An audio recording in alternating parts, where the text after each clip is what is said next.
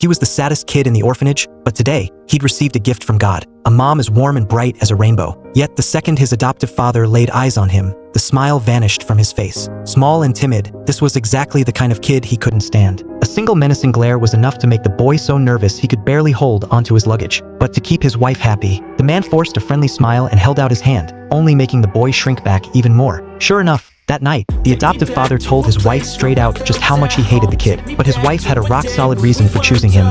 Did you see him? You're disappointed. Not that I expected you to choose the boy that had the name.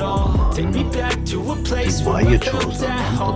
But we wonder if the first gale of wind doesn't carry him away. Dear boy. But it was Tomasa too. He finds life too hard, of course. Things going on, I can't keep track of them all. From people More dropping grief. a bomb to people putting up walls. This boy is the kindest in the entire orphanage. Yesterday, he aced a little test of character the director set up. The director had locked a pigeon in the room with the kids to see what they'd do. While the other children ran around playing, paying the bird no mind, it was struggling in pain by the window, until this little boy's heart went out to it. He opened the window and set the pigeon free. But his kindness only made him a target for bullies. They snapped his crayons, threw his drawings on the floor, and threatened to toss him out the window. No one came to comfort him.